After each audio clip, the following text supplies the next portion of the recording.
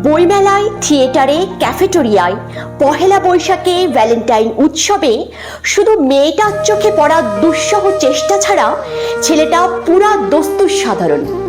মেয়েটা রূপে ও লাবণ্যে, ফ্যাশনে ও বসনে আগা গোড়া বিশেষণ। এক ঝাঁক প্রজাপতি উচ্ছল তরুণের ভিড়ে ছেলেটা একেবারে অপাংতেয়। তবু অতি বড় সাহস করে একদিন বলেই ফেলল, আমার সাথে চা খাবে? ছেলেটার দুঃসাহসী অফারে অবাক মেয়েটা কি জানি মনে করে বলল, চলো। মেয়েটার মুখোমুখি বসা ছেলেটার বুক ধড়ফড়, আড়ষ্ট জিহ্বা। চায়ে চুমুক দিয়ে বলল, ওয়েটার, আমাকে লবণ দাও। মেয়েটা অবাক হয়ে বলল, তুমি চায়ে লবণ খাবে নাকি? ছেলেটা বলল, হ্যাঁ, আমার জন্ম নোনা জলে সাগর পাড়ে। নোনা চায়ে চুমুক দিলে আমার চোখে ভেসে ওঠে আমার গ্রাম, নোনা জলে ভেসে যাওয়া আমার বাবা মায়ের মুখ।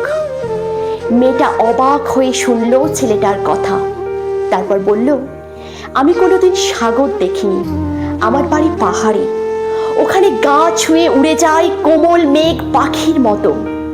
সাগর আর পাহাড়ের গল্প ক্রমেই নিবিড় হলো দিনে দিনে।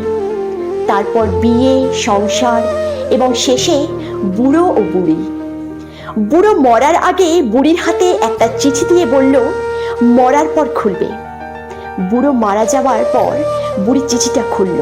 তাতে লেখা আছে, লবণ দিয়ে চা আমি কখনোই খেতাম না, তোমার সামনে থতমত খেয়ে চিনি বলতে লবণ বলে ফেলেছিলাম, আর বোকামি থাকতে অমন গল্প ফেলেছিলাম, তাই 40 বছর তোমার হাতে লবণ চা খেয়ে গেলাম।